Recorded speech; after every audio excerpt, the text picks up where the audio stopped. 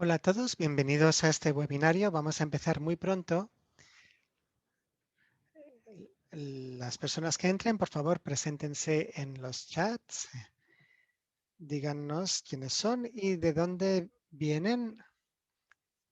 Estaremos con ustedes muy pronto para empezar este interesante webinario. Gracias.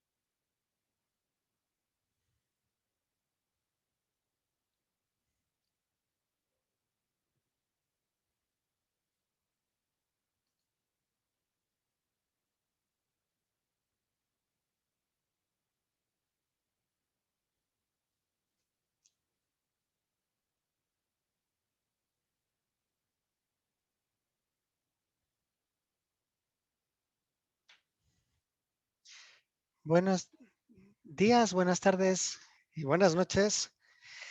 Una bienvenida al segundo webinario de nuestra nueva serie de webinarios que son conversaciones agrarias. En el webinario de hoy discutiremos algunas de las complejas cuestiones que emergen alrededor de los regímenes alimentarios globales y China, cómo está cambiando el sistema alimentario mundial y qué papel desempeña China en todo esto. Este webinario será en inglés con interpretación en francés, español y mandarín. Por favor, vean las instrucciones en la pantalla y en el chat para acceder a la traducción. Y, por favor, no dude en preguntar en el chat si tiene cualquier pregunta al respecto. Me llamo Ruth Hall, soy catedrática de pobreza, tierras y de estudios sobre pobreza, tierras y agricultura de la Universidad de Western Cape. Yo estoy en Cape Town, en Sudáfrica, y estamos encantados de colaborar en estas conversaciones. Voy a comoderar ese webinario con Katie Sandwell del Transnational Institute. Katie nos habla desde Ámsterdam. Katie presentará a los ponentes, pero primero vamos a decir una pequeña introducción. Lo que hace las conversaciones agrícolas especiales es, en primer lugar, que juntamos a académicos, activistas y otros para construir nuestra comunidad global. Revertimos algunas jerarquías contra las que seguimos luchando, poniendo en primer lugar las voces de los activistas académicos del sur global. Y también ponemos las perspectivas y experiencias de las mujeres y los académicos más jóvenes en el centro de nuestra conversación. Se trata de abrir diálogos para que tenga sentido entender lo que está sucediendo en el mundo. Por eso tenemos lecturas de información para cada webinario que se pueden acceder. Tenemos un documento que pueden acceder que es la información de antecedentes sobre la charla de hoy. Son charlas que no son académicas, sino breves y directas. La serie es claramente política en nuestro objetivo y nuestra perspectiva. Nuestra preocupación es lo que esto significa para las luchas agrarias. Por eso no solo discutimos artículos académicos, pensamos que hay un rol de China en este sistema alimentario. Normalmente se critica mucho a China. Nuestra tarea aquí es implicarnos políticamente con las cambiantes realidades y las luchas políticas de hoy en día en relación con los regímenes alimentarios mundiales y el sistema alimentario Participan muchas organizaciones como el Journal of Peasant Studies, los activistas agrarios, the Journal of Peasant Studies, ERPI, Pastres y Roches. Voy a utilizar los acrónimos en el chat, pueden ver todos los detalles. Y también el Instituto Transnacional, que es anfitrión. Hoy esas actividades costan dinero. Si les interesa el webinario, por favor, pueden hacer una donación a través de TNI o cualquiera de nuestras asociaciones colaboradoras para que podamos mantener nuestro principio de inclusión y asegurarnos de que siempre tenemos interpretaciones. Ahora voy a dar la palabra a Katie para que nos hable del formato de hoy. Muchas gracias, Ruth, por esta estupenda introducción y gracias a todos los que se unen hoy. Voy a presentar a los ponentes a medida que vayan hablando cada uno de ellos, pero para que conozcan el formato general, vamos a empezar con Philip McMichael, que nos va a hablar mostrando algunas ideas clave a partir del artículo que se ha compartido y que les hemos enviado el vínculo, el enlace por correo. Y luego tendremos a 4 personas que responderán a esta ponencia, Jan Hyrong, Paul Refiloe, Ana Andrea, que responderán muy brevemente, 5 minutos cada uno, y luego abriremos el diálogo con otra ronda, dando 1 o 2 minutos más a cada ponente para responder a las opiniones de los otros ponentes. Después abriremos la conversación para incluir sus comentarios, los del público. Y luego Carol va a hacer un resumen de la conversación de hoy y cerrará el webinario de hoy resumiendo los principales temas en los minutos finales del webinario. Voy a hablar de algunos temas técnicos. Como ha mencionado Ruth, este webinario cuenta con interpretación. En el chat tendrán la información sobre cómo entrar.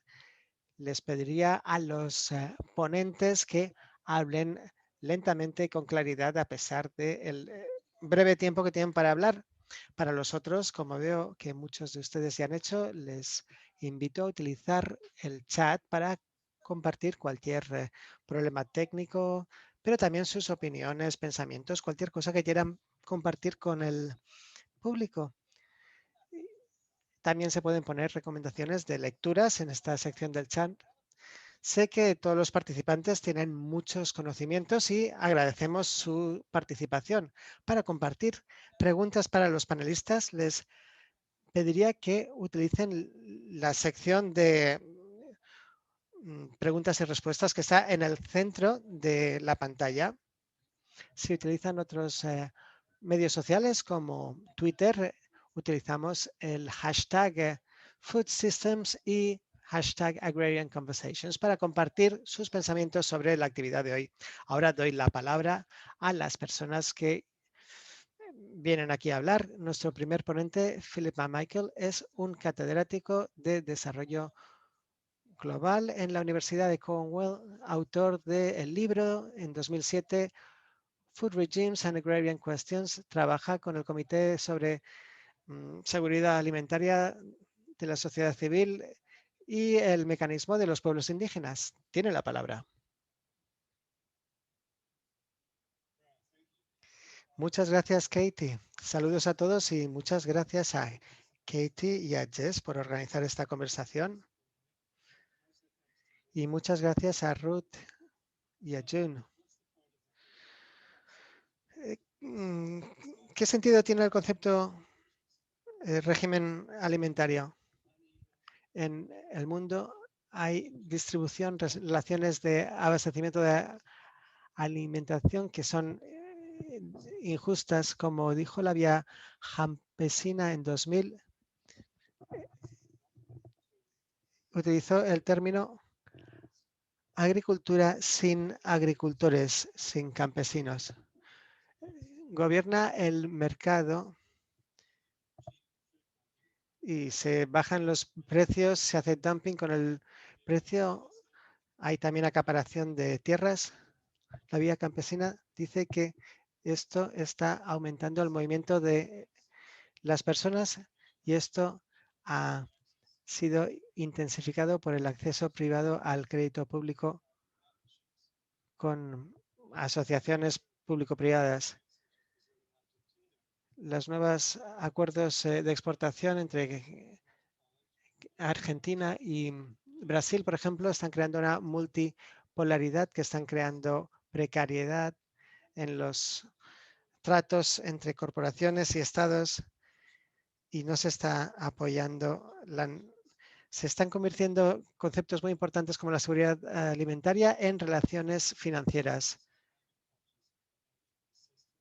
No se está favoreciendo a los agricultores ni a los ecosistemas. En el este se están imitando los procesos que se hacían en Occidente para apoyar también la seguridad económica.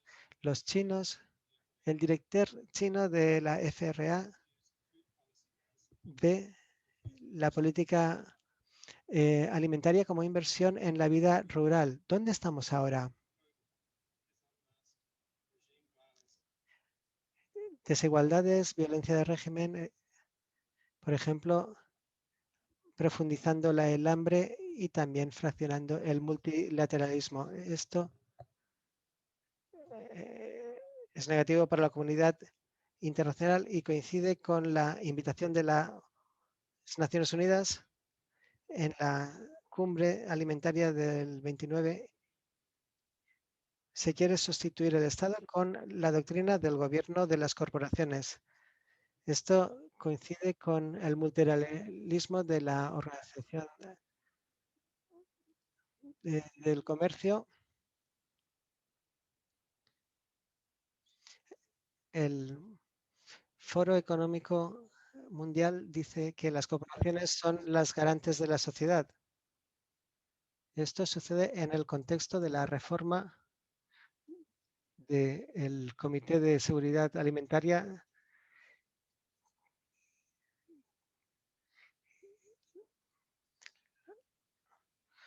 Los pueblos indígenas y los agricultores gestionan el 80% de la biodiversidad del mundo.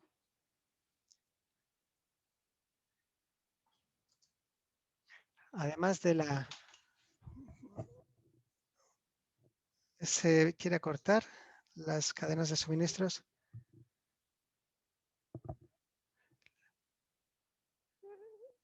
Esto no es solo una herramienta desconectada en la caja de herramientas, que es lo que dicen las corporaciones. ¿Es esto solo la consolidación a través de la captura corporativa sin ninguna pretensión pública o esta doctrina refleja la intervención pública? ¿Qué va a venir? La agricultura con los agricultores es mucho más justa. Sin agricultores tiene redes de iniciativas de base en todo el mundo. Por ejemplo,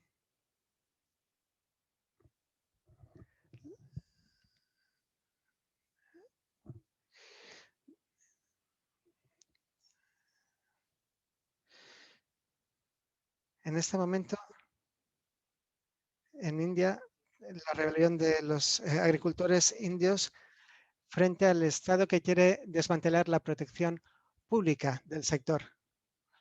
Esto se compara con la retención de China de su sector moderno. El derecho público a la tierra ha sido la excepción en China al discurso occidental.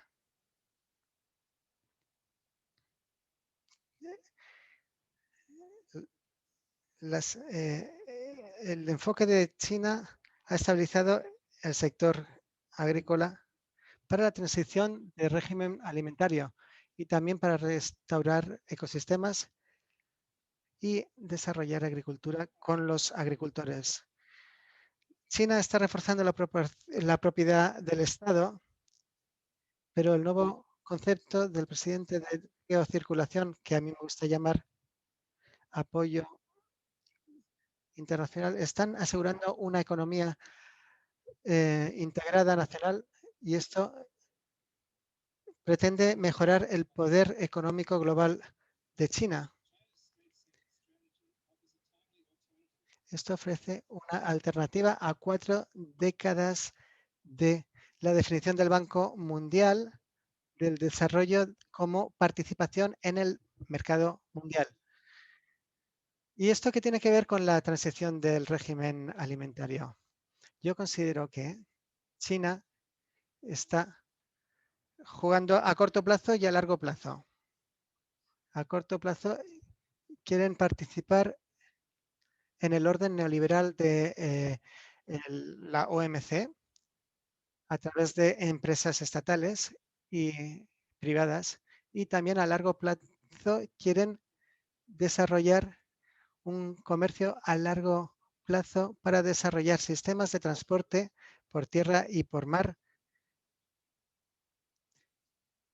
a través de rutas que el ejército americano no pueda interrumpir. Así se diversifican las fuentes de alimentos y también se consigue inversión privada en China. Australia también participa, por supuesto. También se potencia el comercio con Sudamérica. China es el mayor exportador de comida, tiene el 20% de la población del mundo.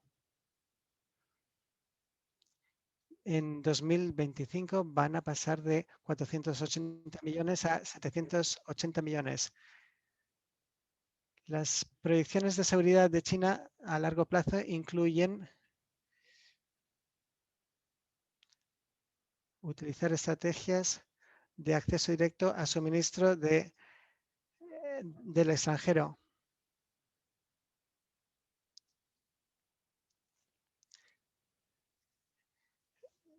Quieren tener seguridad contra la inseguridad alimentaria. El interés está en la infraestructura. Se busca la cooperación sur-sur gestionada por el Estado. En el enfoque de la cumbre de las Naciones Unidas de alimentaria va a ser África. La implicación de China en el régimen mundial nos permite hablar de ecología, del efecto ecológico, por ejemplo, de las plantaciones de soja. En breve, mientras China cruza el río sintiendo las piedras, también está construyendo instituciones paralelas y redes, y instituciones como el Banco de Inversión en Infraestructuras Asiático, así como redes alternativas digitales, diplomáticas y económicas en servicio de su juego a largo plazo. Sí, esto podría potenciar el paradigma agrícola chino, que puede centrarse en la multifuncionalidad agrícola, y esto lo veremos.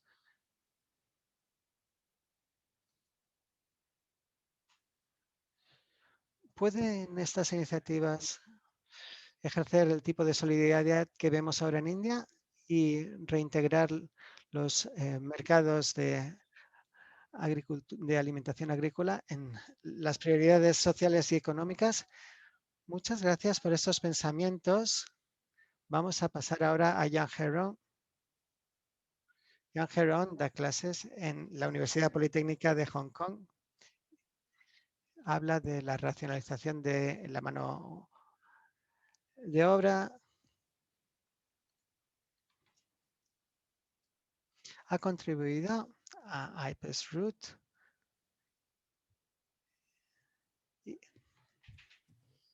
Jan Heron, adelante. Muchas gracias, Katie. Muchas gracias a todos los compañeros y compañeras que han permitido celebrar este evento. Voy a abordar 3 puntos principales en esta participación de China en los regímenes alimentarios. Primero, sobre la cuestión agraria. Ahora China tiene más de 200 millones de hogares. En una gran parte, sus agricultores son a pequeña escala. En las últimas décadas hemos visto un proceso de eliminación del campesinado. Hemos pasado del 36% al 60% en unos 10 años. Entonces, los líderes agrarios son el agronegocio. En las últimas décadas, el gobierno chino ha ido transformando la estrategia china a una circulación interna y se ha propuesto este término de circulación dual, que es circulación interna y externa. En 2017, el gobierno central chino propuso la revitalización.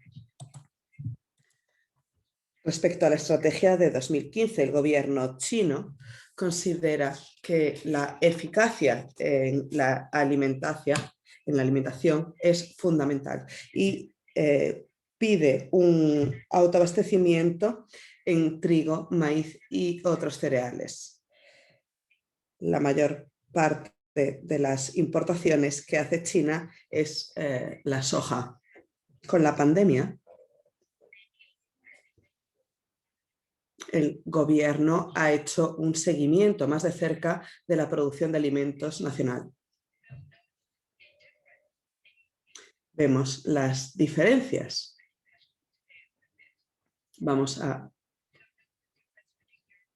Hay la diferencia entre los estados de Europa, África y Oriente Próximo en estrategias agrarias. Oriente Medio tiene agromercantilismo como los estados asiáticos, al contrario que la Unión Europea, que depende más de la Organización Mundial del Comercio. Y así dispone el suministro alimentario a través de acuerdos bilaterales. En mi investigación en el continente africano, las actividades chinas dependen también en parte de la Organización Mundial del Comercio y abastece a los mercados internos, entonces no es agromercantilista. En Zambia y en Uganda, las explotaciones chinas producen para los mercados nacionales y porque la exportación a China no es eficaz en términos de costes. Otra compañera va a compartir la investigación en Brasil. Entonces, se hacen exportaciones de tabaco a China. En estos países no cambia el flujo de la soja y el tabaco, porque si no fueran las empresas chinas, otras empresas harían las exportaciones a China. Pero está rompiendo, está compartiendo los beneficios con las empresas del norte global. Aquí las empresas chinas hacen acuerdos por contrato y aumenta la cuota de mercado de las empresas chinas, así como sus beneficios. Entonces, no estoy de acuerdo en que las actividades chinas sean agromercantiles, pero sí que se basa en un autoabastecimiento, como es la estrategia china. La relación es entre las partes y el conjunto, o como dice el dicho chino, si el gran río tiene agua, los arroyos van llenos. No hay un consenso en chino. No se utiliza el término de consenso.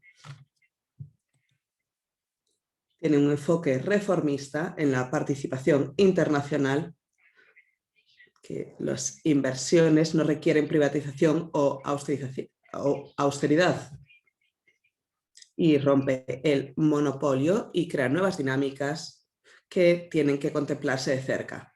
Entonces, la estrategia del gobierno chino para una revitalización rural y su política más reciente que publicó hace 2 días promueve la protección ecológica y la valoración ecológica en China, pero seguramente también en todo el mundo, y esto abre a la participación de la sociedad civil. Muchas gracias.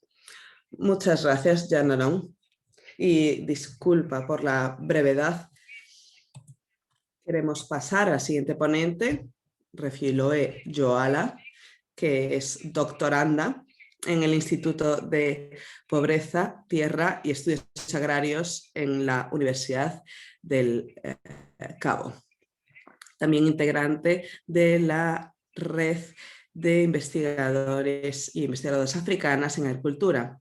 Se centra en el aumento de la soja en Zambia y en la función del capital del agronegocio en reestructurar los sistemas alimentarios locales.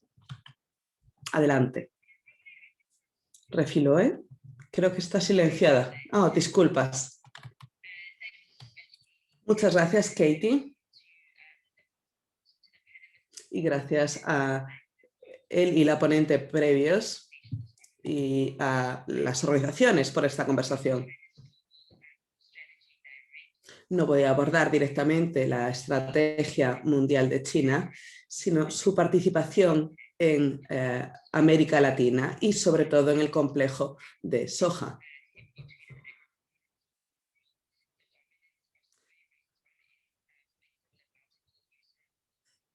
La soja tiene múltiples usos, tenemos el aceite de soja, también los granos, y lo que es más interesante de mi investigación es el uso de la soja para alimentación de la ganadería.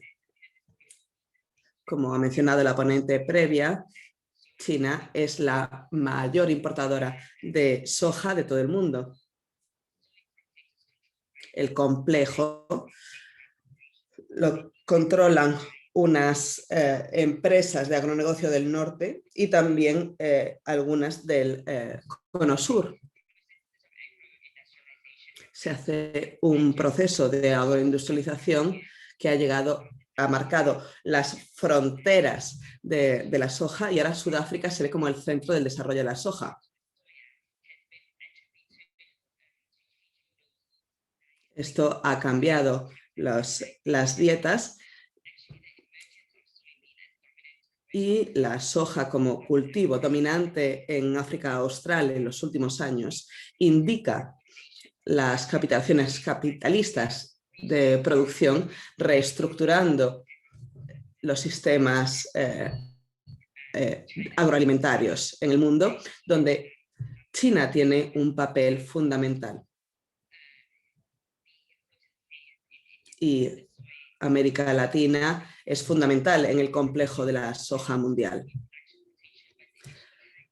El potencial del cultivo de la soja se remarcó en el informe de 2009, diciendo que África era un gigante de soja durmiente. Así se han hecho distintos acuerdos con sindicatos agrarios. Otro acuerdo preferencial de 2009, el gobierno chino también ha invertido en la producción de soja en la región a través de sus centros de demostración agrícola y explotaciones chinas en Zambia, como consta en mi investigación. Pues tiene instituciones de investigación, por ejemplo, en Mozambique, que hace un mapeo del potencial de cultivos, y también hemos visto acuerdos en Argentina y en África Austral, solo para mencionar algunos. Entonces, hay varias narrativas sobre seguridad alimentaria han sido presentados para explicar la apropiación de los recursos y la expansión de estas fronteras de soja en África Austral.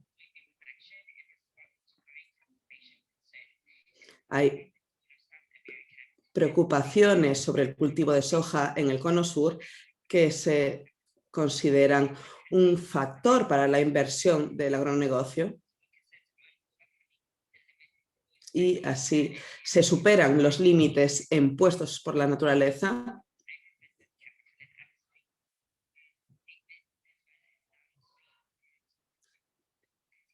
Aquí nos centramos en hacer lugar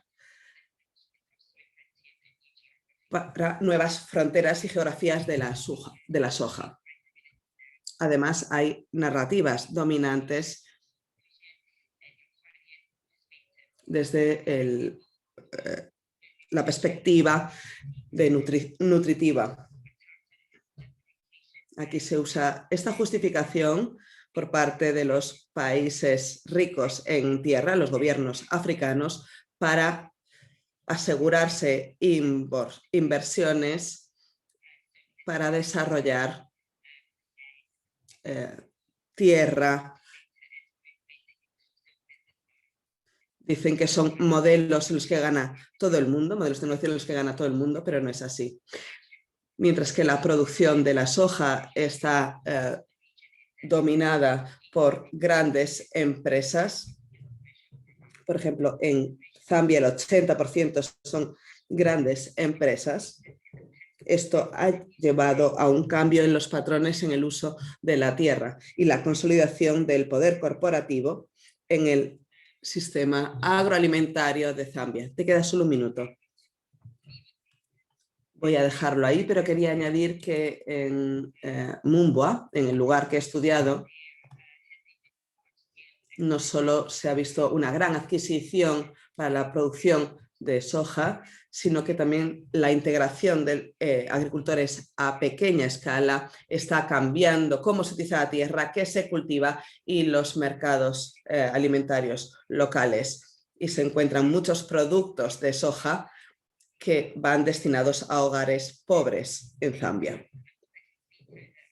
Espero poder seguir hablando de esto un poco más adelante. Muchas gracias. Queremos dar la palabra ahora a Andrea Sosa, que es investigadora postdoctoral del Consejo de Investigación Nacional Científico y Técnico en la Universidad Nacional de San Martín, en Argentina. Imparte clases en la Universidad de Buenos Aires y es integrante del colectivo de activistas académicas agrarias en el sur, CASAS. Hola a todas y a todos y muchas gracias por dejarme participar en esta conversación. Quería seguir con lo que estaba mencionando Refiloé, pero reubicando el debate en América Latina.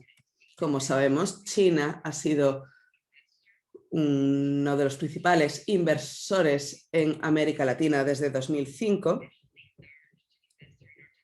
y sobre todo en Argentina desde 2010. Estas inversiones se dedican a la producción de soja y la extracción del aceite. ¿Cuáles son las implicaciones de que China sea uno de los mayores importadores de soja del cono sur? Sergio nos va a compartir las diapositivas. Si quieren ver dónde están estos países del cono sur, esto desde la perspectiva de las empresas como Syngenta, se ha denominado la República de la Soja. Es esta región donde la producción de soja se ha ampliado. La soja es el principal cultivo de este modelo de agronegocio que va mucho más allá de la soja.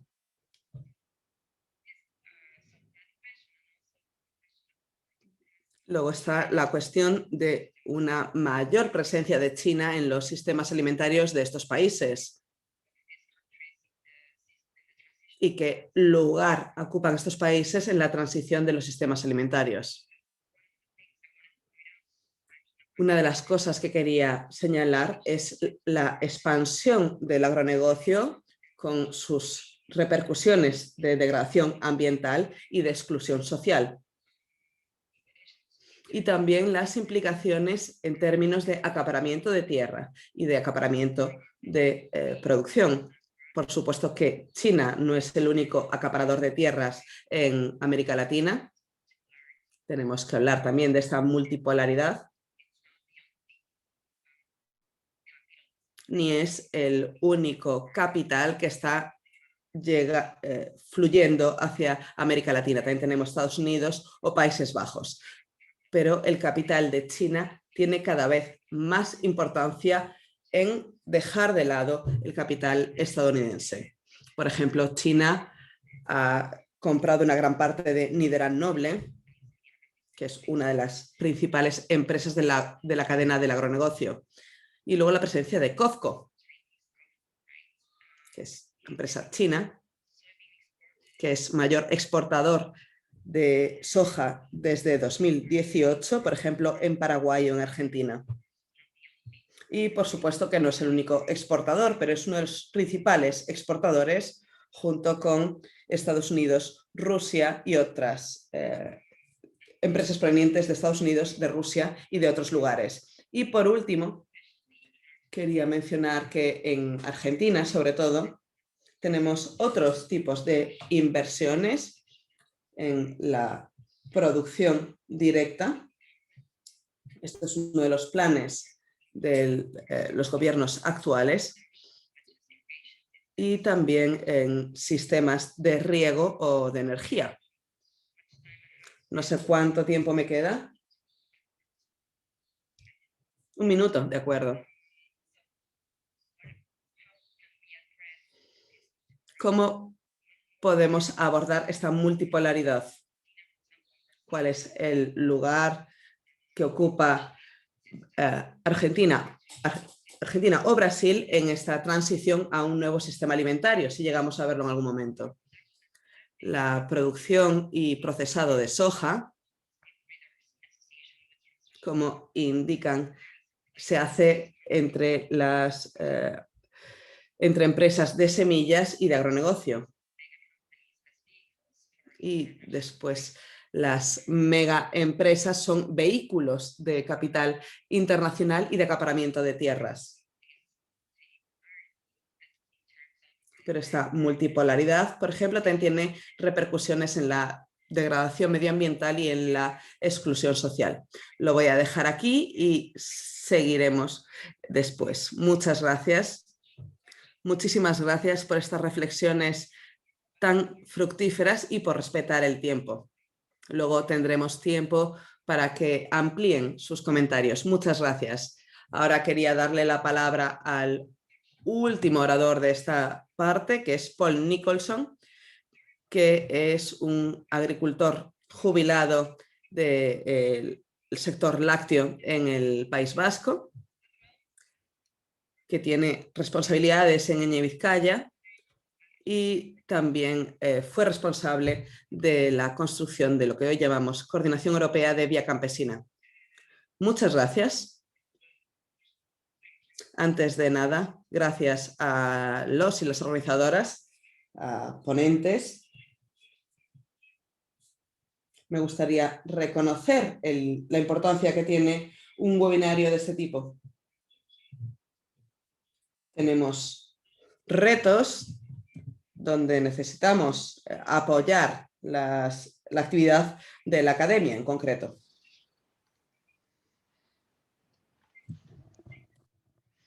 Creo que este es un espacio importante. Mi intervención va a ser claramente desde una perspectiva del presente. La vía campesina, el movimiento de campesinos internacional, que incluye más de 250 familias distintas. Esta es nuestra perspectiva. Y tenemos también preguntas que responder. ¿Cómo va a afectar a nuestros medios de vida esta posible nueva transición? ¿Cómo nuestra cultura campesina, nuestros mercados locales campesinos, nuestra soberanía alimentaria, nuestro sistema de alimentación local, cómo va a afectarnos esto? Porque obviamente luchamos contra las políticas neoliberales. Nosotros no luchamos contra un país, sino contra las políticas que enfatizan el modelo de producción productivista y políticas que excluyen a los campesinos. En preparación para esta conversación,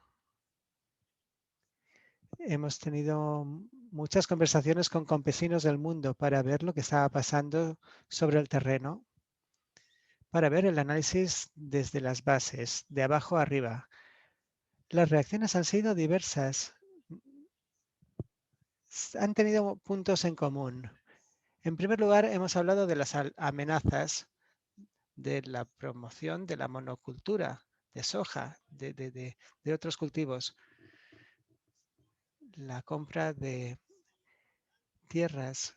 Se compra tierra especialmente por intereses chinos en Australia, en Francia.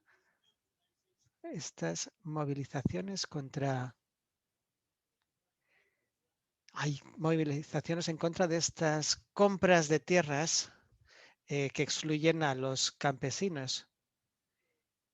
Creo que también hemos reflexionado en la FAO, el Organismo de la Alimentación de las Naciones Unidas. Ahí tenemos un espacio, las organizaciones de campesinos y los pueblos nómadas. Hemos intentado influir a la política. Las políticas agroecológicas están empezando a surgir de este tipo de diálogo. El concepto de la soberanía alimentaria se ha introducido en la institución. Tenemos al director general que ha facilitado el proceso del año pasado. Ahora tenemos un director general nuevo y tenemos que tratar dos temas importantes. En primer lugar, las relaciones entre la sociedad civil y el nuevo director general son complicadas. Este hombre tiene un concepto totalmente distinto y esto nos preocupa.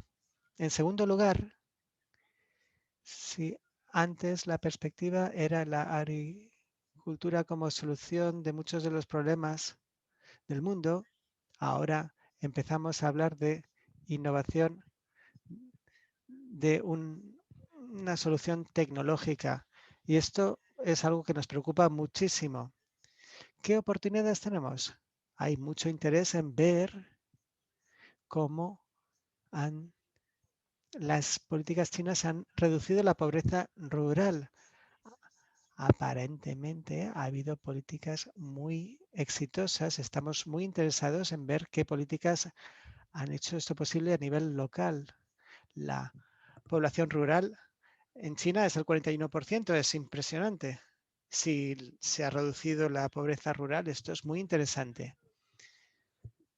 Las políticas agroecológicas, ¿cuáles son? ¿Qué tecnologías tienen?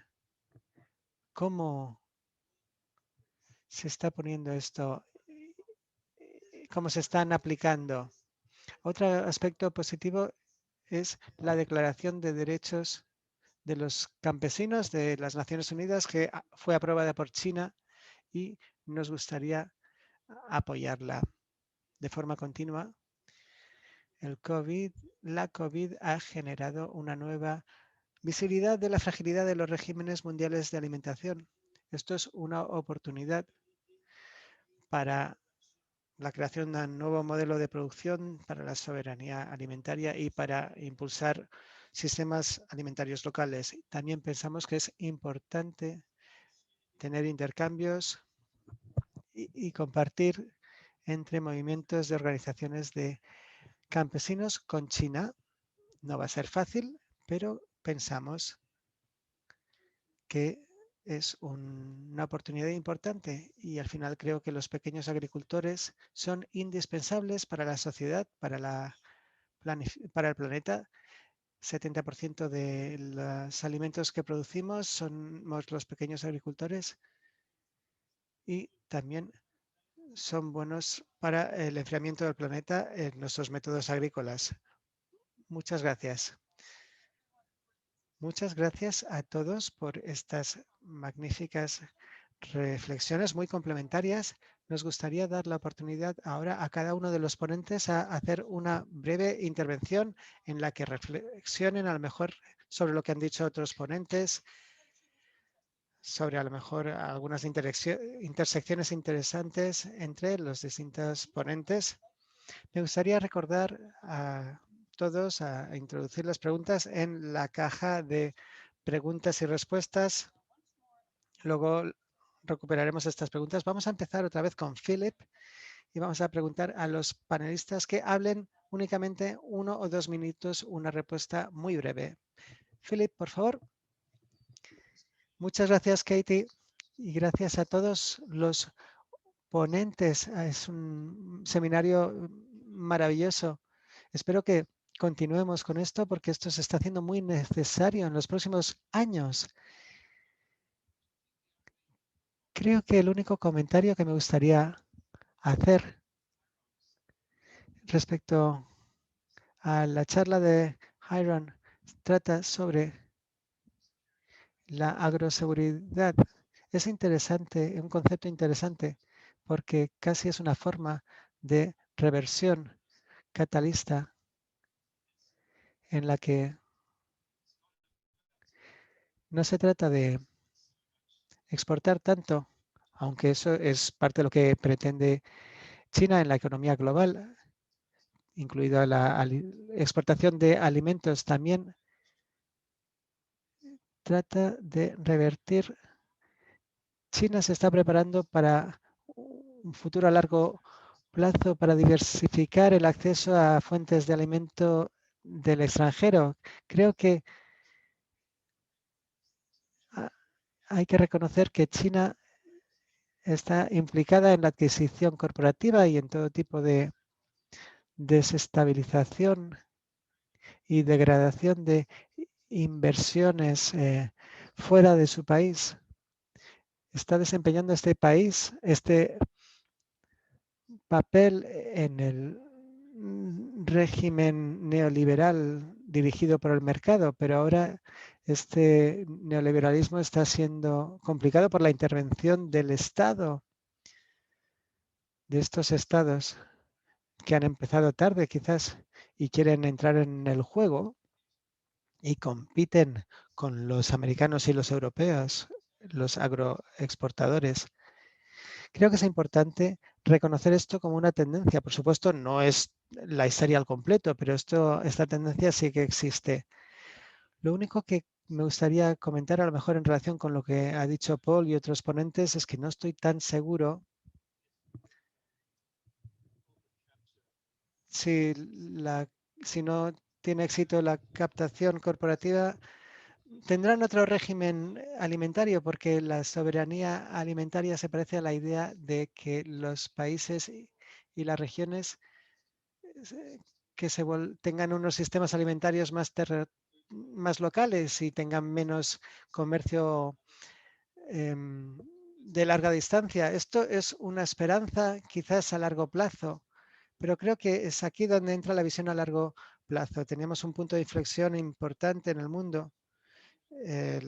La OMC no creo que vaya a trabajar en la cumbre de la alimentación, que está muy mal organizada. Creo que esto no va a prosperar en esta cumbre.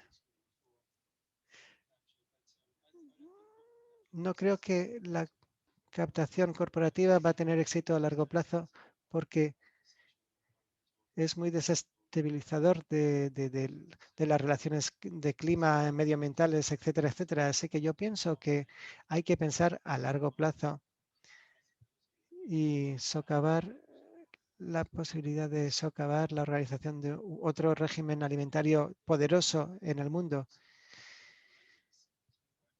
El concepto que IPES está promoviendo ahora señala que es un momento muy interesante. No está muy claro cómo va a salir en el futuro y tenemos que organizarnos. Muchas gracias. Gracias por esta nota optimista y vamos a pasar a Jan Heran. Quiero darle las gracias a Phil por sacar este tema otra vez. Estoy de acuerdo con que el Estado chino está muy implicado y está tomando una iniciativa en tener una planificación a largo plazo en su implicación en el sector agrario global, pero desde mi punto de vista, en mi entendimiento del mercantilismo, es si sigues las normas de la OMC o no las sigues. No me interesa, no digo que jugar siguiendo las reglas es bueno y no seguirlas es malo. Lo que estoy observando es que parece que están teniendo una perspectiva reformista y también globalista a la cuestión de la seguridad alimentaria. Pero una cosa que también quiero señalar es, valoro todos los puntos de vista de los ponentes porque todos venimos, los 5, tenemos unos puntos de partida de soberanía alimentaria diferentes. Pero este es un objetivo que intentamos alcanzar todos. Una cosa que puede que queramos hacer y de la que no hemos hablado es de la cuestión del consumo que impacta a la producción y que le da la coartada a las corporaciones y a los estados a promover estos acaparamientos de tierra. Creo que esto es algo sobre lo que podemos reflexionar más. Por ejemplo, el caso de la importación de soja a China. ¿Realmente necesitamos tanta soja en China? ¿Quién está haciendo esta importación? ¿Y quién dice que necesitamos todos estos granos de soja? Podemos hablar de los consumidores. Por otra parte, hablamos de la gran cantidad de importación de China, pero no pensamos en los beneficios que hacen las corporaciones. Muchas gracias. Voy a darle la palabra a Refiloe. Muchas gracias, Katie. Algunos puntos son contradictorios. Por una parte, a partir de mi investigación en Zambia y lo que estoy viendo en la región, es posible que el modelo brasileño de producción de soja se asiente con adquisición de tierras agrícolas por empresas, mantenido y, y poca participación de los pequeños propietarios. Aunque las cadenas de valor se mantienen principalmente en el mercado local, pero marginalizan a los pequeños agricultores de muchas formas. Me preocupa mucho este modelo, la consolidación del poder de las grandes corporaciones en nuestros sistemas alimentarios que hasta cierto punto siguen sigue habiendo mucha producción local y pequeños mercados locales que sobreviven, pero ahora estamos viendo cómo están entrando las corporaciones en este espacio. Es una imagen triste, pero por otra parte, esta idea de un nuevo régimen alimentario potencial, creo que COVID ha proporcionado nuevas oportunidades. Desde luego, en Sudáfrica y en Zambia, el gobierno decía que la COVID es como un rayo de luz para los pequeños agricultores por las prohibiciones de exportaciones que se produjeron a raíz de la COVID. También los consumidores se están volviendo más conscientes y se preocupan más de los canales de abastecimiento de los alimentos y cómo se está produciendo estos alimentos. Por una parte, a medio plazo, creo que todavía vamos a ver mucha marginalización del sector alimentario informal y de los pequeños productores, pero por otra parte, como decía Jean Heron, los consumidores tienen el poder para darle la vuelta a la tendencia y a lo mejor la COVID ha sido un momento que está creando esta oportunidad. Voy a dejarlo ahí. Muchas gracias. Muchas gracias. Vamos a pasar ahora a Andrea. Voy a hablar de este tema del consumo y también las contradicciones que se ha mencionado. En primer lugar, creo que el consumo se ha vuelto uno de los motores de la transición, pero creo que solamente uno de los motores. Está la pregunta de quién va a consumir y qué va a consumir. Estamos hablando de una pequeña parte de consumidores que podrán acceder a comida saludable a través de agricultura orgánica, por ejemplo, o estamos pensando en alimentos que van a producirse por parte de agricultores que tienen buenas condiciones de trabajo y también producen alimentos sanos. La pregunta aquí es, ¿quién va a dirigir las transiciones del régimen alimentario? Ahora, actualmente, podemos ver el resultado de la evolución reciente de las empresas en estas transiciones. En América Latina, por ejemplo, vemos que Latinoamérica ha internalizado las externalidades de este modelo agrícola. No es un punto sostenible para la región si continúa por la vía de modernizar la industria agrícola. Luego tenemos algunas contradicciones. Creo que las contradicciones son una parte importante de estas transiciones.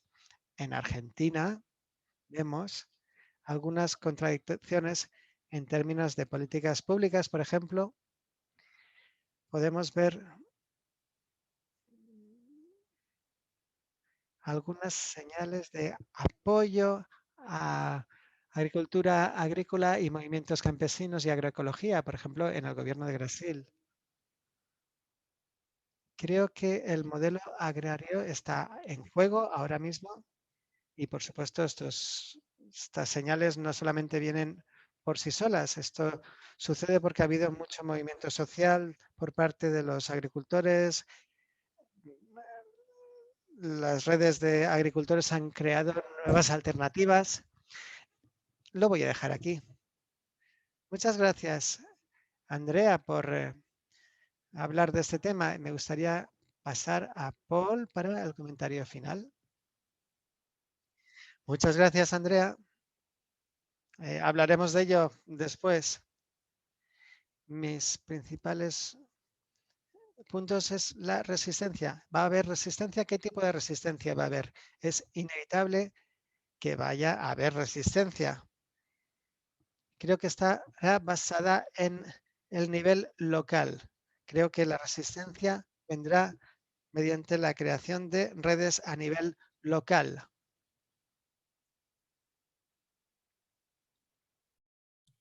También en términos de consumo, como se ha dicho antes, esto está cobrando fuerza, está el riesgo de que lo orgánico sea solo para clases medias, pero también daremos lucha en ese ámbito. Lo que vemos en terreno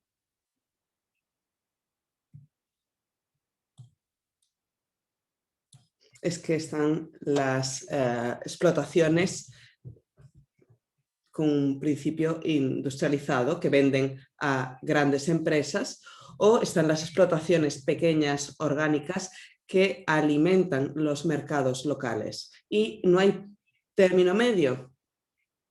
Las explotaciones de tamaño medio están desapareciendo, no se pueden mantener. Y esto es un gran problema. Entonces, en la transición también importa el modelo social de la producción. Y por último, la Declaración de Derechos Campesinos. Ha sido un gran esfuerzo, un gran éxito para todo el movimiento mundial, que se reconocieran los derechos de campesinos, campesinas y personas que trabajan en zonas rurales. Y ahora nuestra tarea es asegurarnos de que se cumplen. No son solo derechos laborales, sino que es mucho más amplio esta declaración. Y es importante para todos los continentes. Muchas gracias, Paul. Gracias por estas reflexiones sobre estrategias y herramientas de resistencia. Creo que ya te has anticipado algunas de las preguntas que hemos visto en la sección de preguntas y respuestas del webinario. Muchas gracias a los y las ponentes por sus aportaciones y a ustedes por sus preguntas. Le voy a dar la palabra a Ruth para la primera ronda de preguntas. Muchas gracias, Katie. Vamos bien de tiempo, así que vamos a hacer 2 rondas de preguntas y respuestas, buscando respuestas, pero también generando debate entre los ponentes. He elegido algunas, muchas gracias al equipo que ha estado filtrando estas preguntas y organizándolas de manera temática. Una cuestión que lo enmarca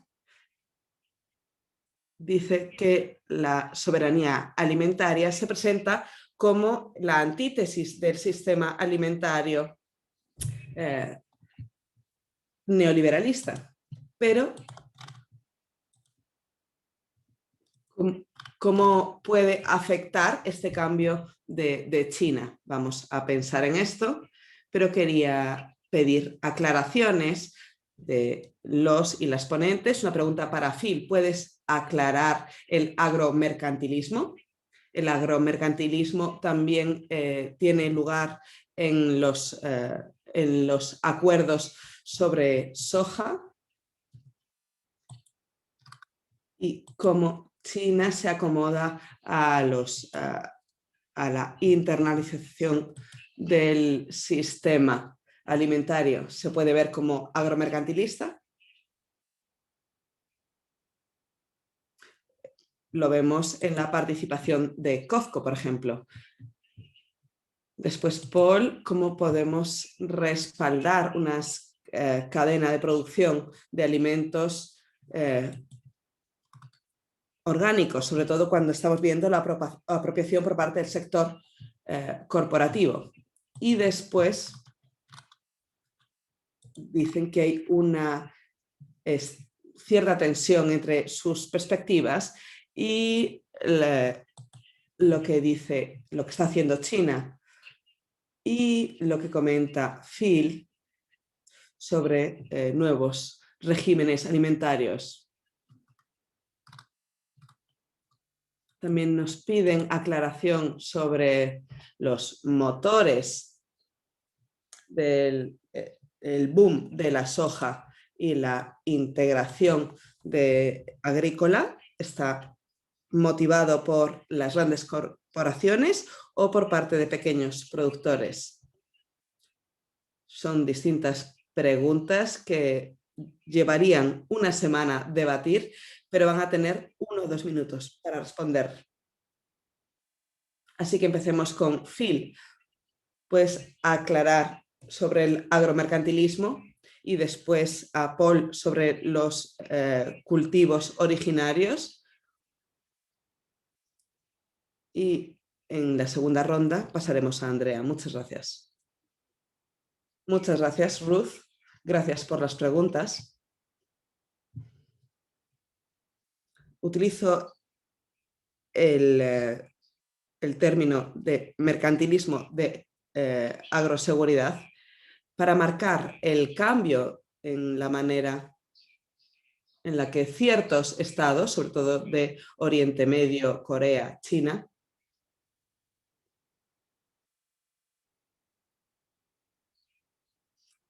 utilizan el Estado y fondos nacionales para establecer infraestructuras y acceso a otros mercados por cuestiones de seguridad alimentaria a largo plazo. En estados del norte de África, que están perdiendo tierra por la sequía, tierras de labranza por la sequía.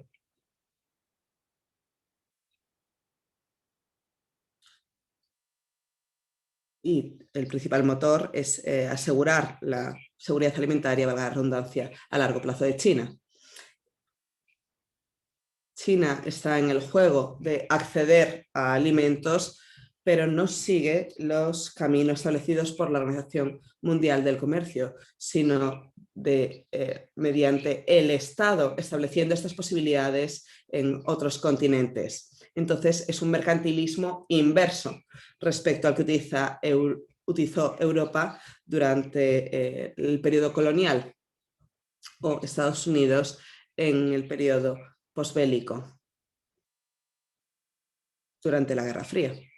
Es una estrategia distinta y pueden aceptarlo o no, pero subraya el cambio en un sistema alimentario dominado por Estados Unidos o Europa.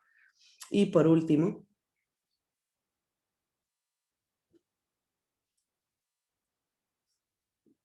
vemos que cada vez se reconocen más, en parte por COVID-19, el autoabastecimiento nacional.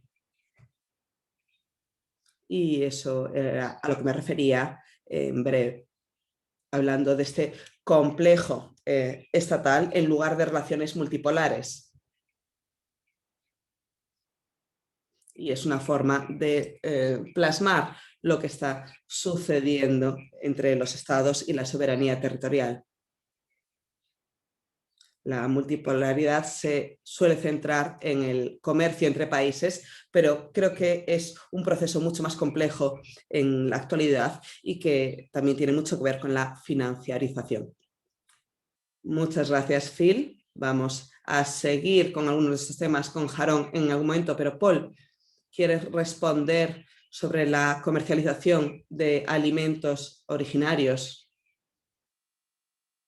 ¿En qué medida hay posibilidad de una cadena de alimentos sostenible en los sistemas indígenas? Paul, tienes que abrir el micro. Creo que los agricultores indígenas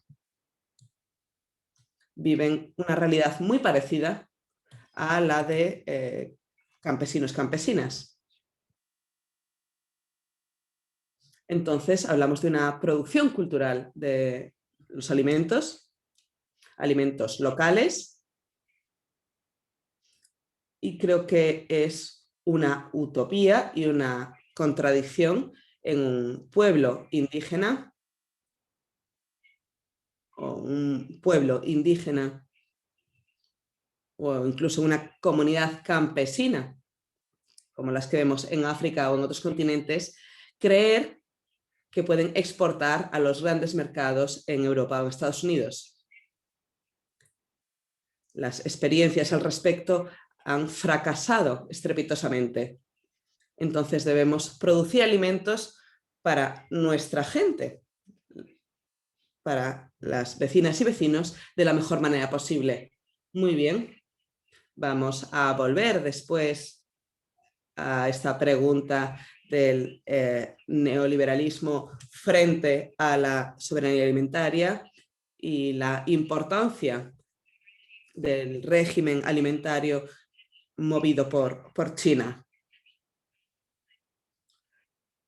Han Hairon quiere responder a quién nos referimos con China. Hay algunas diferencias. Hay muchas personas que tienen esta distinta perspectiva, sobre todo si vemos la relación entre capital y Estado en el contexto chino. Creo que el gobierno chino siempre ha hecho hincapié en dejar que el mercado se desenvuelva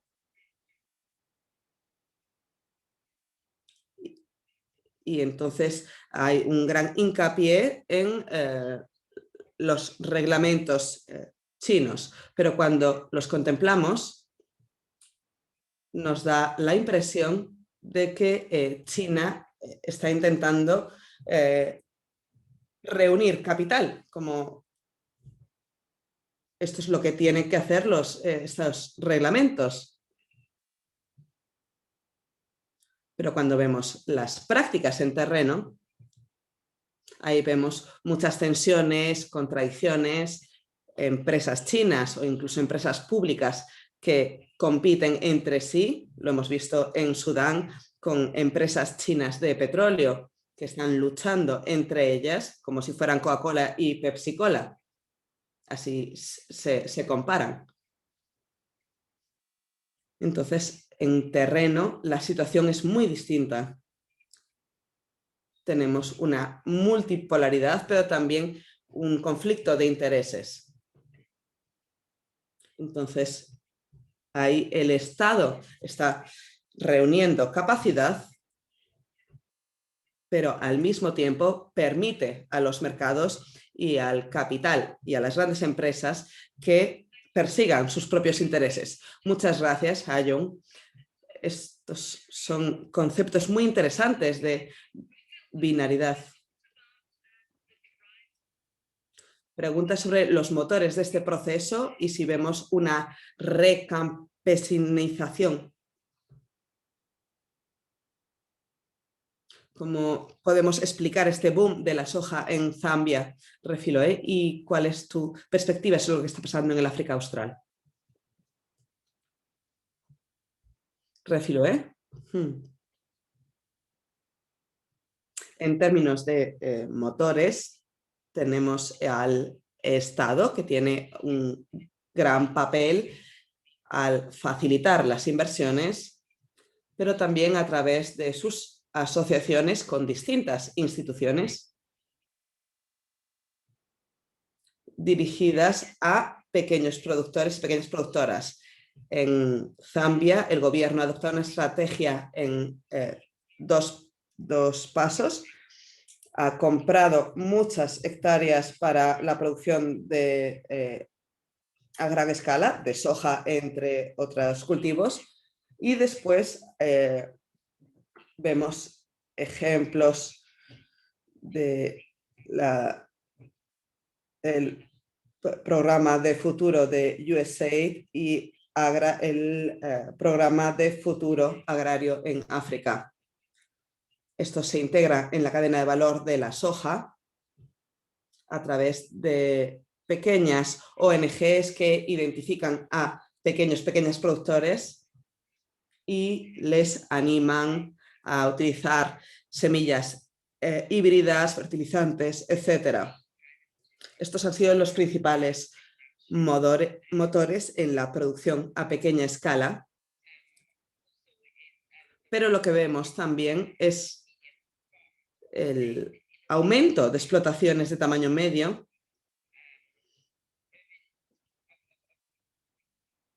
este flujo de personas urbanas que trabajan para el Estado y para distintas empresas que vuelven al campo y que invierten en cultivos como la soja, y otros que están subsidiados por el Estado, como el maíz de Zambia, donde el gobierno da insumos y también mercados para ese producto.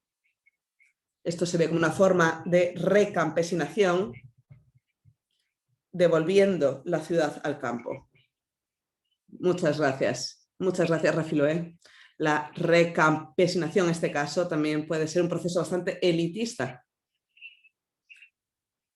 Antes de pasar a la segunda ronda de preguntas y respuestas, quería dar la posibilidad a Andrea de que nos hable brevemente sobre una cuestión que le han planteado: los efectos de esta expansión de la soja en el cono sur y la contaminación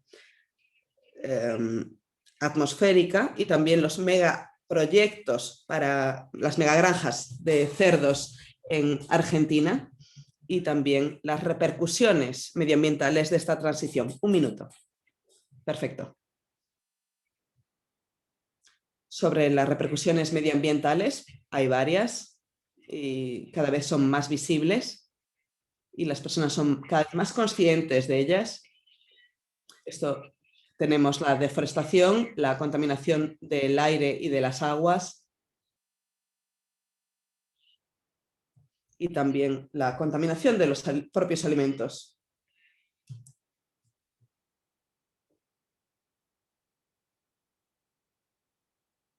Eso es lo que podemos ver, sobre todo en Argentina, pero también en otros países del Mercosur.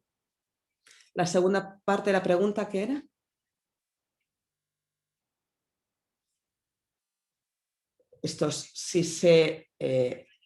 Hay más megaproyectos de macrogranjas de cerdos con inversión china. Está este plan de producir cerdos en el norte de Argentina, que aumentaría en un 25% la producción de cerdo en el país, y estaría dedicada esta granja a la exportación a China. Ha habido una gran resistencia ante este proyecto porque en el medio de la pandemia las personas empezaron a hacer el vínculo entre el cerdo o la producción industrial de carne con las pandemias y las epidemias.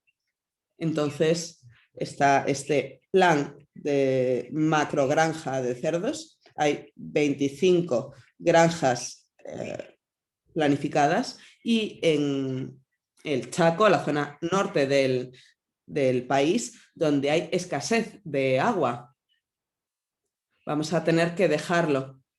Lo siento. Lo que vamos a hacer es, ahora le voy a dar la palabra a Katie, y quizás da pie a responder partes de las preguntas. Katie nos va a proponer una dinámica. Muchas gracias. Vaya, Ruth, no sé si tengo una gran propuesta al respecto. Voy a leer algunas de las fantásticas preguntas que hemos recibido para que se inspiren, y le voy a pedir a las y los panelistas que utilicen 1 minuto para cerrar, inspirándose en estas preguntas, en lugar de responderlas directamente, porque esto no sería posible. Vamos a guardar todas las preguntas que hemos recibido y las compartiremos con las personas panelistas para seguir dándoles vueltas. Y después de esta última ronda le daremos la palabra a Carol para cerrar y que intente resumir algunos de los principales puntos que haya captado en este debate tan interesante. Entonces, de Lidia Cabral nos pregunta: la Academia Occidental habla de China como un agente, una estrategia. ¿Podemos desarrollarlo un poco más? Por ejemplo, tensiones en estrategia a corto y a largo plazo. Una gran pregunta. Michelle Aboum nos dice, a lo que dice Jan Harong sobre el consumo y la producción de soja que se está imponiendo a los consumidores chinos. ¿Quién les está forzando? ¿El gobierno chino, que intenta enriquecerse y así presiona al sistema alimentario? ¿Ven que esto vaya a Continuar. Shita Mukupayaya, disculpen si no lo he pronunciado bien, hace una pregunta muy pertinente. Philip ha mencionado cómo va a afectar la política de China a India, que ahora está teniendo un momento histórico de los agricultores donde se está resistiendo las políticas de las OMC. Finalmente, aunque no hemos podido tocar este tema brevemente, finalmente ha habido mucha reacción contra la inversión agrícola china en Brasil, por ejemplo, Australia, por ejemplo. El aumento de las restricciones en la inversión china en Estados Unidos, por ejemplo. Entre tanto, China está teniendo medidas punitivas en Australia. ¿Cómo van a afectar estas dinámicas el lugar de China en la cadena alimentaria mundial? Estas podrían ser preguntas para webinarios futuros, pero me gustaría dar la palabra a los panelistas para que den su opinión sobre las mismas. Vamos a empezar con Phil. Gracias, Kate, y gracias por las preguntas. Voy a intentar hablar lento, pero ser rápido al mismo tiempo. Hemos hablado ya de regímenes alimentarios. Hay un artículo sobre agrocombustibles y regímenes alimentarios. Ruth ha dicho algo del mercado, de que el mercado del Estado no es binario. Yo creo que mi concepto de gobierno del mercado es recoger esa naturaleza binaria. Hay participación del Estado por definición y también los estados están dominados por las fuerzas del mercado que, claro, el mundo está gobernado por las corporaciones y las presiones de las corporaciones. Por otra parte, lo que es interesante es que China es un poco anomalía por su tamaño y también temporalmente estamos en un punto de inflexión en el que el orden liberal de los americanos se está derrumbando y China está ascendiendo y tiene una visión distinta del mundo, bastante distinta de la del oeste. Y esto significa que la forma de participar de China, tanto a corto plazo como a largo plazo, China está participando de una forma un poco contradictoria, en el sentido de que está participando en el sistema neoliberal, pero al mismo tiempo está intentando reformarlo, transformarlo, como ha señalado Yang Hairon. El hecho de que China sea una anomalía es un punto muy importante que tener en cuenta. Respecto a la pregunta de India, tengo un artículo sobre este tema y eso lo menciono en el artículo. Hay una tensión entre los dos países que no se va a resolver tan rápidamente. India es un contrapunto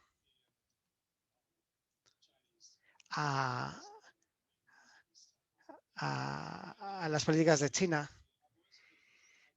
Respecto a el concepto de soberanía alimentaria, creo que se malinterpreta un poco. Creo que el movimiento de la vía campesina, esto lo dijeron en los 90, decían que los estados estaban perdiendo su soberanía alimentaria por la liberalización de la economía mundial por parte de la OMC. Yo siempre he dicho que era un movimiento que estaba intentando llevar atención a las políticas de la OMC y, por supuesto, la soberanía alimentaria se refiere a los cultivos agrícolas dentro de los estados. Y esto es lo que Paul ha estado enfatizando. Yo creo que la soberanía alimentaria es muy importante en ambos sentidos con respecto a la rehabilitación del multilateralismo que ahora está siendo atacada por los foros económicos mundiales y las Naciones Unidas. Así que hay que tener en cuenta estas relaciones y conservarlas para el futuro. Muchas gracias. Muchas gracias, Phil. Y gracias. Vamos a hablar dar la palabra a Yanjara. Muchas gracias a Phil por sus comentarios, sobre todo los relacionados con la soberanía alimentaria. Sobre el punto de vista de China, el punto de vista de China, por supuesto, hay mucho debate dentro de China. También hay una visión hegemónica en China que va cambiando de tanto en tanto. La caída de la Unión Soviética hizo que China se liberalizara mucho, pero la crisis de 2008 y la actual crisis del coronavirus está empujando a China en una dirección distinta. Hay más confianza del propio Estado en términos de acaparar el capital. La visión del Estado de China va cambiando, evolucionando también. También hay que ver las contradicciones y los debates que hay dentro de China y cómo esto está produciendo los cambios dentro del propio país. Tengo un artículo que escribí hace unos años sobre los debates dentro de China, sobre la crisis de la soja. China importa mucha soja, pero muchos chinos en China están protestando por la crisis del cultivo de la soja dentro de China. China no es un monolito y esto no ayuda para entrar a participar en las prácticas de China. Respecto a la modernización de la dieta en China y en muchos países en desarrollos, trata sobre el aumento del consumo de proteína. Y estamos hablando del gobierno, del sector académico y del capital. Y este es el triángulo de hierro que está impulsando esta modernización de la dieta. Y también hay que reflexionar sobre esto también. Por lo tanto, no hay un único actor, hay varios actores. Hay muchos más aspectos que me gustaría comentar, pero bueno, tendré que hacerlo en otro momento a lo mejor. Muchas gracias por este matiz añadido y esta mención de la complejidad. Ahora, Refiloe, por favor. Refiloe, creo que a lo mejor está apagado el micro. Sí, está apagado.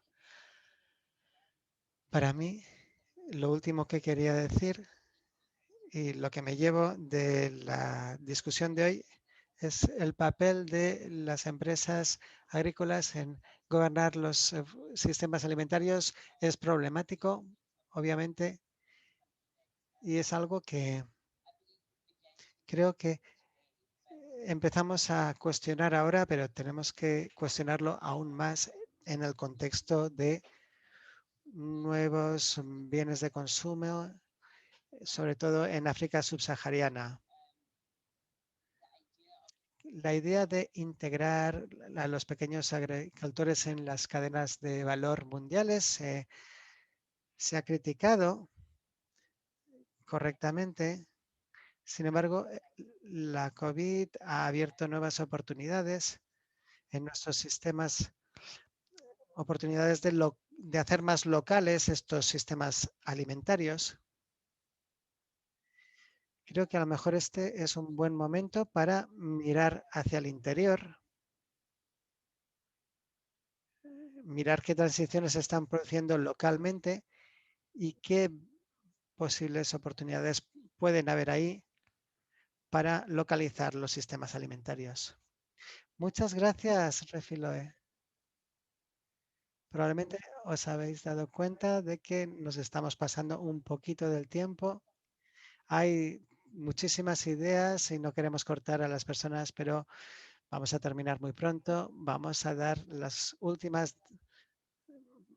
declaraciones para Andrea y Carol y luego creo que terminaremos en unos 10 minutos. Ese es nuestro objetivo y habrá una encuesta al final en la que podéis hablar de los distintos temas que queréis ver discutidos en el futuro. Andrea tiene la palabra. Voy a hablar del lugar que tiene el capital del financiero. Cuando hablamos de países, a veces no sabemos bien cómo se puede relacionar el capital financiero. Estos países, las finanzas tienen sus propias lógicas que tienen que ver con los países y las empresas. es una cosa que ha estado alrededor de nuestra conversación. Por ejemplo, en el caso de las empresas translatinas en América Latina, estas empresas tienen un papel muy importante en la expansión de los negocios agrícolas y también están financiados por este capital financiero internacional. Esto es simplemente una idea que quería mencionar ahora al final. Y voy a dar la palabra a Paul. Muchas gracias, Katie. Dos comentarios muy breves. Creo que no podemos confundir la soberanía alimentaria de las personas con el concepto de la decisión democrática sobre los alimentos local y nacional. Eso es distinto de la autosuficiencia y de la seguridad económica y en un sentido económico autárquico. La novedad de la soberanía alimentaria es que es una soberanía alimentaria del pueblo, de las personas. Lo último que quiero decir es que es muy importante empezar a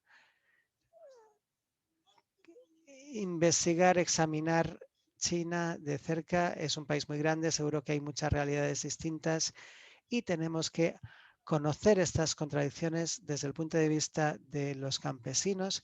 Queremos tener intercambios de experiencias con China. Muchísimas gracias, Paul. Ahora voy a pasar la palabra a Carol. Muchas gracias por vuestra paciencia y gracias a los intérpretes por la paciencia que han tenido. Me gustaría, Carol, que terminaras con algunas reflexiones sobre la conversación. Carol es una investigadora del programa de bioética de México, de la Universidad de México. Carol, tienes la palabra. Hablando desde México, voy a intentar resumir muy brevemente. Un nuevo régimen alimentario era un tema central. Tenemos dos preguntas más. Estamos presenciando la formación de un cuarto régimen alimentario y tenemos otra pregunta. ¿China será el nuevo país hegemónico? La respuesta parece que no lo sabemos todavía, pero estamos intentando saber lo que está pasando en este momento de transición. En cualquier caso, tenemos dos desafíos inminentes a el actual o futuro régimen alimentario y poder hegemónico. Por una parte tenemos el cambio climático y por otra parte tenemos la agricultura digital sin agricultores o la soberanía alimentaria de los campesinos. Tenemos que reconocer que el movimiento de soberanía alimentaria de los campesinos es el movimiento transnacional más importante que tenemos actualmente. Cómo los poderes hegemónicos o el régimen alimentario futuro se produzca en el futuro, eso va a definir el sistema alimentario global. ¿Cuál es el papel de China en el sistema alimentario mundial? La estrategia de salida de China es una forma de aprovechar el régimen alimentario corporativo con sus normas, instituciones y principio organizativo neoliberal, o es esta estrategia su forma de construir su camino hacia la economía mundial. China tiene algunos rasgos particulares importantes. Por ejemplo, China es el importador más grande de alimentos del mundo. Hay una expansión del complejo agroimportador centrado en China y no hay ningún otro país del mundo con tantas empresas propiedad del Estado. Otros temas son que estas compañías han podido hacer un bypass a los mercados intermediarios, han desarrollado infraestructuras por todo el mundo y han reducido la pobreza rural y esto está creando nuevas territorialidades y circuitos. Algunas puntos de vista desde China. Por una parte, tenemos esta dinámica agraria contradictoria que hay en el interior de China. Tenemos por una parte, hay menos campesinos y por otra parte hay más industria.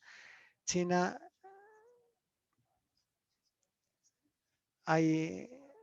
tenemos estas preguntas. ¿Las inversiones chinas están principalmente impulsadas por los beneficios o están basadas en proyectos nacionales coherentes que se basan en sí mismos o son agromercantilistas? Esto lo hemos discutido a lo largo de la conversación que hemos tenido hoy. Y tenemos esta pregunta. ¿Es realmente, hay un consenso de Beijing versus un consenso de Washington? Pero se ha dicho que el consenso de Beijing no es algo que se utilice en China. Las prácticas globales chinas no representan una alternativa a la globalización actual, pero sí que tienen una tendencia reformista. Por ejemplo, las inversiones y préstamos no requieren privatización o austeridad y crean nuevas dinámicas. Y tenemos algunos puntos de vista de Zambia y Argentina. La financialización de la agricultura y la concentración de tierras técnicas y capital no son solo y no principalmente en las manos de capital chino, pero podemos ver este proceso de financialización y concentración de capital no solo en las manos de los chinos, sino en muchas manos del mundo. Y luego tenemos las cuestiones de la degradación medioambiental y la acaparación de tierras. También hay problemas no resueltos de pobreza y hambre. Vemos la marginalización de los pequeños agricultores y una contradicción importante. Tenemos apoyo a las empresas agrícolas en estos países, pero en algunos países como Argentina y Brasil tenemos un nuevo apoyo a la agricultura de pequeños agricultores y también a la agroecología. Tenemos toda esta complejidad y todas estas contradicciones que se están produciendo al mismo tiempo. Tenemos esta pregunta: ¿África es un gigante dormido realmente? Y tenemos que hablar de esto en el contexto de la nueva revolución de África. Algunos puntos de vista de la vida campesina. Lo más importante es que tenemos oportunidades, pero también desafíos para la agricultura de campesinos. Y esta es la importancia de comprender este proceso de cambio. Hay una gran oportunidad para la soberanía alimentaria, la agroecología y la autonomía indígena, pero tenemos que entender qué tipo de resistencia necesitamos para organizarnos ahora mismo. Eso es todo lo que quería decir. Muchas gracias, Carol, por este resumen y esta mención de todos estos temas tan interesantes y tan fructíferos. Muchísimas gracias a todos nuestros invitados, nuestros ponentes, gracias a todos los participantes del público por compartir sus preguntas, gracias al equipo que ha organizado el ponente y muchas gracias a nuestros intérpretes para hacer posible que el público escuchara estas intervenciones en sus idiomas. Si tienen alguna pregunta o comentario sobre esta serie de webinarios, pueden contactar a Jennifer Rankle. En un momento pueden ver una encuesta en la que pueden responder y mencionar qué temas les gustaría discutir en sesiones futuras. Esos webinarios se realizan varias veces al año, pero no con un calendario fijo, así que pueden inscribirse en nuestros boletines o mirar nuestras redes sociales. Les invito a todos a participar en el próximo webinario, que es los ritmos del ensayos revolucionarios, ritmos de resistencia en el norte de África. Esto será el 24 de junio y pueden ver el link en el chat. Y en la página web también. Muchas gracias por participar. Vamos a dejar el chat abierto durante unos minutos para que puedan rellenar la encuesta y terminar sus conversaciones y recibirán un email con un enlace para los vídeos de estos webinarios. Muchísimas gracias a todos los que han participado aquí. Gracias a todos.